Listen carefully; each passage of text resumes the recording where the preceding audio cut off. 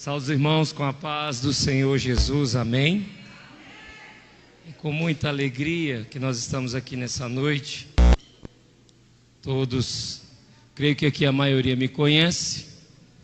E creio eu, cumprimentando os nossos amados pastores, meus pastores e amigos pessoais, como o pastor Timóteo, pastor Antônio Júnior, estou cumprimentando toda a igreja desde já. Eu quero agradecer ao empenho dos irmãos da igreja de Uruaçu, a qual eu tenho a honra de pastorear, que nos acompanha no dia de hoje. Então dá um glória a Deus à igreja de Uruaçu e faça assim com a sua mão. Glória a Deus, aleluias.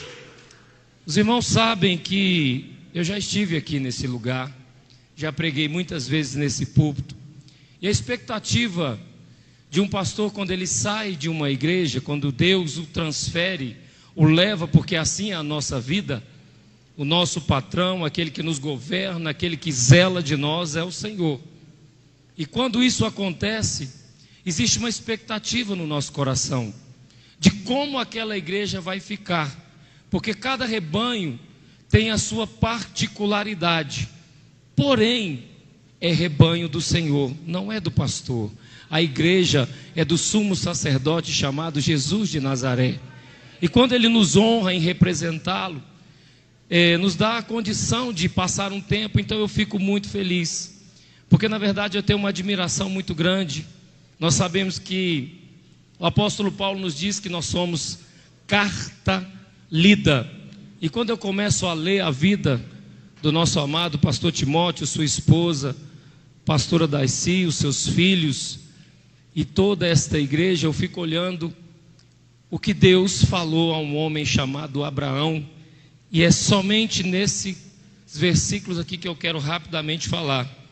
Lá em Gênesis 22, dos versos 6 ao verso de número 8, a palavra do Senhor diz assim: Abraão pegou a lenha para o holocausto e a colocou nos ombros de seu filho Isaque, e ele mesmo levou as brasas para o fogo e a faca.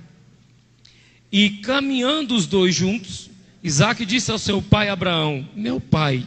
Sim, meu filho, respondeu Abraão.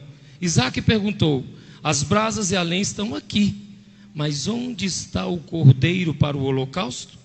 Respondeu Abraão: Deus mesmo há de prover o cordeiro para o holocausto, meu filho. E os dois continuaram a caminhar juntos. Como eu disse para os irmãos, eu não vou ministrar a palavra, eu não vou delongar nas minhas palavras, mas mediante a circunstância que nós estamos aqui, e como conhecedor da história desta igreja, chegou um certo momento que Deus olhou para esse povo e viu um homem chamado pastor Timóteo, trouxe a ele para esse lugar em circunstâncias que nem ele mesmo entendeu. E quando eu vejo hoje, eu posso dizer que a adoração, ela produz a ação de Deus.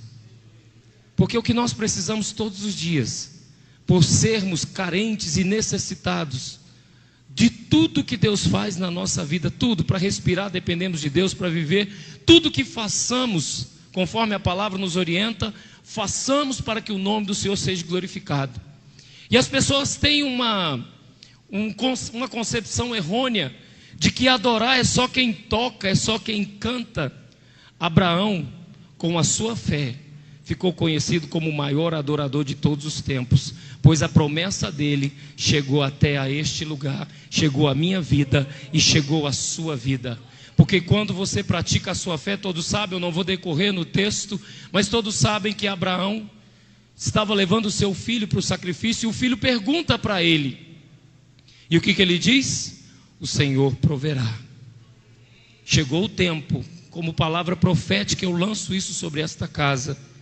O pastor Antônio Júnior é outra pessoa que eu admiro, que eu respeito, é alguém que eu fiz amizade nessa cidade, sempre me amparou, sempre me apoiou, somos grandes amigos, admiro o ministério dele, tenho muitos amigos na igreja que ele pastoreia. Eu não vou citar nomes porque eu posso esquecer de alguém, mas eu quero dizer para vocês, ainda existem pastores que amam a obra de Deus. E vocês são felizardos, são pessoas felizes que estão em igrejas em quais os pastores amam as vossas almas. E por isso, pela fé deles, o Senhor vai continuar derramando a sua provisão. Jesus está para voltar. Deus está com pressa de enviar o seu Filho para buscar a sua igreja. Prepara-te. Se o teu ministério está enterrado, desenterre. Se aquilo que você fazia para o Senhor está parado, avance. Se você está com medo, tome posse da coragem, tome posse da provisão, porque ainda hoje o Senhor vai te provar que Ele sempre provém na tua vida. E como forma de gratidão, seja o esplendor da sua glória aonde Ele estiver. E por isso nessa noite nós podemos cantar como Miriam, quando ela atravessava o Mar Vermelho a pés secos: só o Senhor é Deus. Glória a Deus.